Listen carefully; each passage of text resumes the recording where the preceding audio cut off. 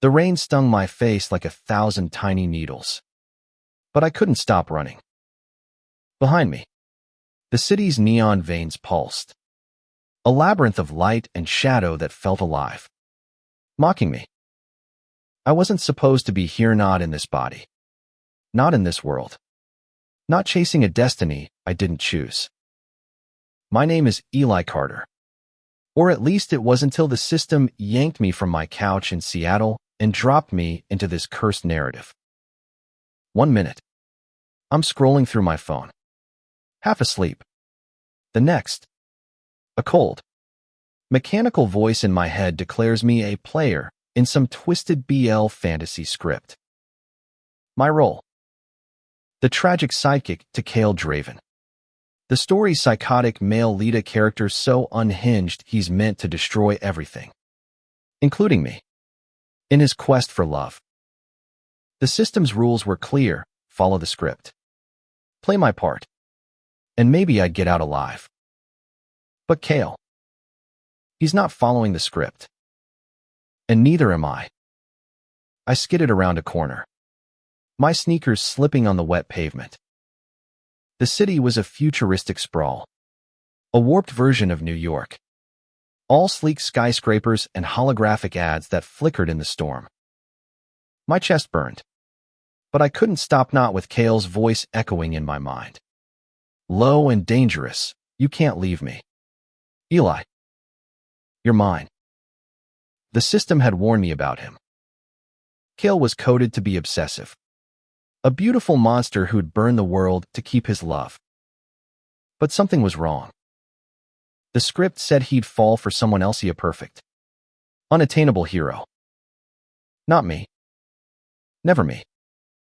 I ducked into an alley, my breath ragged. The system's interface flickered in my vision.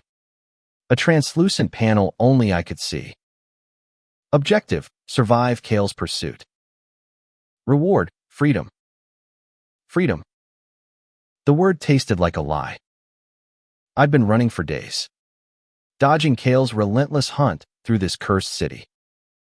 Every time I thought I'd escaped, he found May's green eyes sharp as knives, his smile a promise of chaos.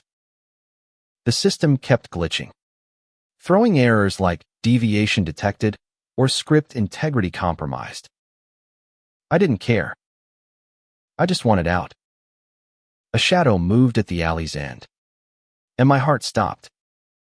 Cale stepped into the dim light, his black coat drenched, hair plastered to his face. He was beautiful in a way that hurt: sharp cheekbones, a jawline that could cut glass, and those eyes that saw too much. Eli, he said, his voice soft but laced with something dark. Why do you keep running? I backed away, my hands trembling. Because I don't belong here. Cale, I'm not part of your story. He tilted his head. A predator studying prey. That's where you're wrong. The system chose you for me. You're my anchor. His words sent a shiver down my spine. The script described Cale as a villain. But this felt personal. Raw. Like he saw something in me the system didn't. I'm not your anything. I snapped. But my voice cracked. The system flashed a warning: player deviation detected. Return to script or face consequences. I ignored it. Cale took a step closer, and I noticed the way his hands shook, like he was fighting something inside himself. You feel it too, don't you? He whispered. This connection. It's not in the script. Eli. It's real. I wanted to scream that he was wrong, that this was all a glitch. But my heart betrayed me, thudding too fast. I'd seen the way Cale looked at Minute like a character following lines, but like I was the only thing keeping him sane. And God help me, I felt it to a pull I couldn't explain, like we were tethered by something stronger than code. Before I could respond, a drone whirred overhead, its red light scanning the alley. The system's enforcers. If they caught me deviating, I'd be reset, wiped clean, and forced to start over. Kale grabbed my wrist, his grip firm but not painful, and pulled me into the shadows. "Trust me," he said, his breath warm against my ear. "Just this once." I shouldn't have. Every instinct screamed to run. But his touch grounded me. And for a moment, I let myself believe he wasn't the monster the script made him out to be. We slipped through a hidden door into an abandoned warehouse, the air thick with dust and the hum of forgotten machines. Kale released me, but stayed close, his eyes searching mine. "Why are you doing this?" I asked, my voice barely above a whisper. "You're supposed to hate me. The script says you destroy me." Kale's jaw tightened. "The script can burn. I don't care what it says. I care about you." His words hit like a punch. This wasn't supposed to happen.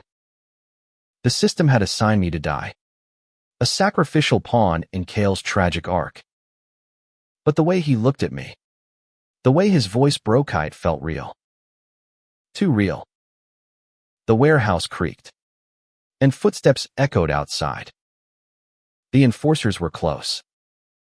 Kale's hand found mine, his fingers lacing through mine with a gentleness that didn't match his reputation. "We can't keep running forever," he said. "But I won't let them take you." I stared at our joined hands, my mind racing. The system was breaking, and so was I. Could I trust him? Could I trust myself? All I knew was that Kale Draven, the psychotic male lead, was looking at me like I was his salvation, and I wasn't sure I wanted to escape him anymore. The warehouse was a maze of rusted beams and flickering lights, a temporary shield from the system's relentless drones. Kale led me deeper inside, his hand still gripping mine like a lifeline. My pulse hadn't slowed since the alley, caught between fear of the system and the dangerous warmth spreading through me every time Kale's eyes met mine. "We need a plan," I said, pulling my hand free to steady myself. The system's interface flickered again, throwing up warnings, player deviation critical. Script reset imminent. I swiped it away, my frustration boiling over. This thing wants to erase me. Kale, if I don't follow the script, I'm done. Kale leaned against a crate, his expression unreadable. "Then we break it. The system, the script, all of it." His voice was steady, but his eyes burned with something wild. "I've seen what it does, Eli. It traps us, forces us to play roles we didn't choose. I won't let it take you." I laughed, bitter and sharp. "You're the male lead. You're supposed to win. I'm just collateral damage." The script was clear. Kale's love interest was a golden hero named Lysander, a beacon of hope meant to redeem him. I was the friend who got caught in the crossfire, destined to die to fuel Kale's rage. But Lysander hadn't shown up, and Kale's obsession had locked onto me instead. Kale's face darkened. "You're not collateral. You're the only thing that makes sense in this hellhole." He stepped closer, and I froze, caught by the intensity in his gaze. I was supposed to love him, Eli, Lysander. But every time I try to follow the script, it's you I see. You're the glitch, and I'm not letting you go. My throat tightened. This wasn't just a deviation, it was a rebellion. The system had created Kale to be a villain, but he was fighting it, rewriting his own story. And somehow, I was at the center of it. I wanted to push him away, to tell him he was insane. But the truth was clawing at me. I didn't want to run anymore. Not from him. A low hum broke the silence, another drone. Closer this time. Cale cursed under his breath and grabbed my arm, pulling me toward his stairwell. There's a safe house nearby, he said. We can hide there. Figure out how to hack the system. I followed, my mind spinning. Hack the system? Was that even possible? The safe house was a cramped apartment tucked above a shuttered diner, its walls covered in scribbled code and maps of the city. Cale had been here before. I realized planning, plotting, defying the script long before I showed up. He locked the door behind us and turned to me, his expression softer now, almost vulnerable. I've been fighting this thing for years, he said, sinking onto a worn couch. The system keeps trying to reset me, to make me the monster it wants. But when you appeared, it changed. You make me feel human, Eli.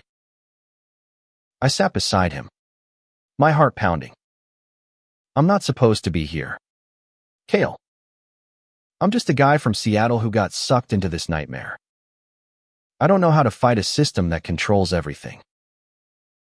He reached for my hand, his touch hesitant. You're already fighting it.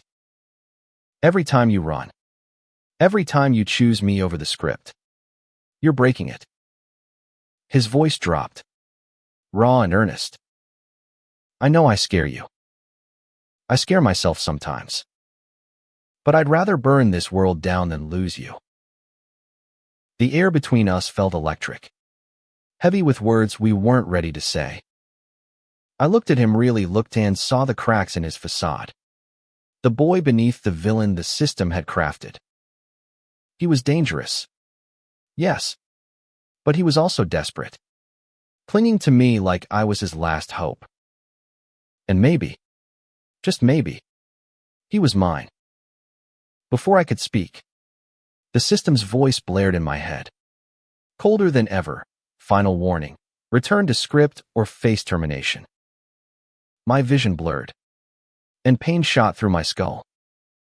I gasped, clutching my head, and Cale was there in an instant, his arms around me, steadying me.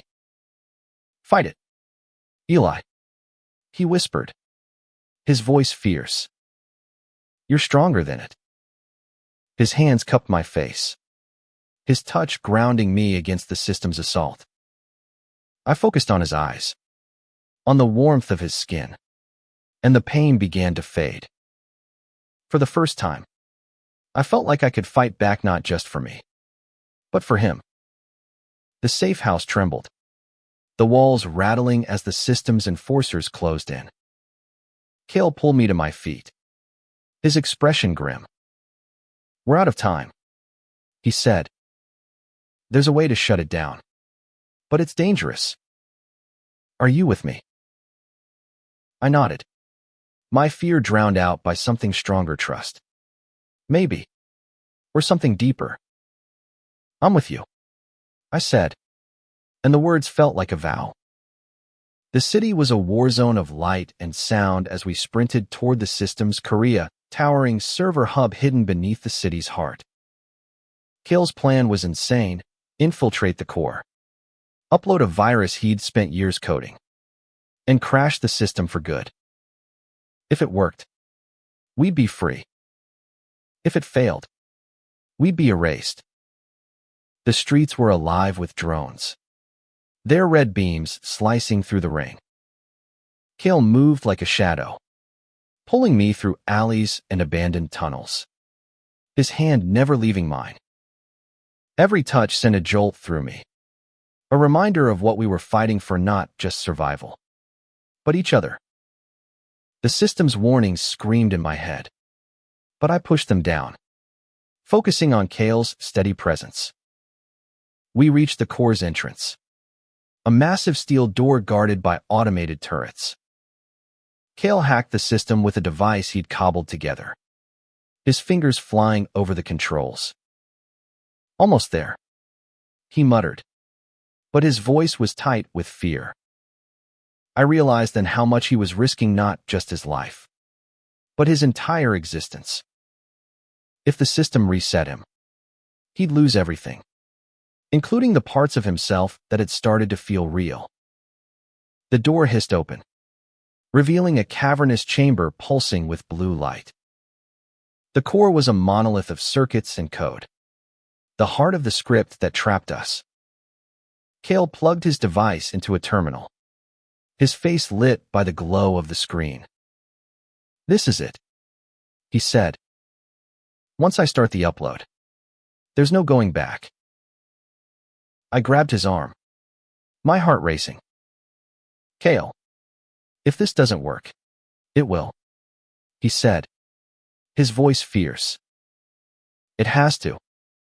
But his eyes betrayed him, soft and searching, like he was memorizing my face. "Eli, if I lose you, I don't know what I'll become." I swallowed hard, the weight of his words sinking in. "You won't lose me," I said, and I meant it. Somewhere along the way, I'd stopped running from him. I'd started running toward him. The upload began, and the chamber shook, alarms blaring. The system's voice roared in my head, unauthorized action. Termination imminent. Pain seared through me, and I collapsed, my vision fading. Cale caught me, his arms strong and steady. "Stay with me, Eli," he pleaded, his voice breaking. "We're almost there." I clung to him, fighting the darkness. The core flickered, its lights stuttering as the virus took hold. The system's voice grew frantic, glitching into static. Cale held me tighter, his lips brushing my forehead. "I love you," he whispered, so quiet I almost missed it. "I don't care what the script says. I love you." The words broke something in me, tearing through the fear and the pain. I reached up, my hand trembling, and touched his face. "I love you too," I said, and it felt like the truest thing I'd ever said. The core exploded in a burst of light, and the world went silent. When I opened my eyes, we were still there, tangled together on the floor, the core dark and lifeless. The system's voice was gone. The warnings, the pain, all of it, gone. Cale helped me stand, his hands shaking. "Did we do it?" I asked, my voice hoarse. He checked the terminal, his expression cautious. "The system's down. The script, it's gone." He turned to me, a smile breaking through his exhaustion. "We're free." We stumbled out into the city, the rain finally slowing. The neon lights still glowed, but they felt different now, less oppressive, more alive. Cale pulled me close, his arms wrapping around me, and for the first time, I let myself believe we could have a future. "We broke the script," I said, my voice trembling with hope. Cale's eyes softened, and he kissed me, slow and gentle, like he was savoring every second. "We broke more than that," he murmured. "We made our own story." The city stretched before us, a canvas of possibilities. The system was gone, but the world it had built remained. And so did we. Two glitches in a broken script, finding meaning in each other. We'd fought for our freedom, for our love, and we'd won. And as we walked into the dawn, hand in hand, I knew we'd keep fighting together.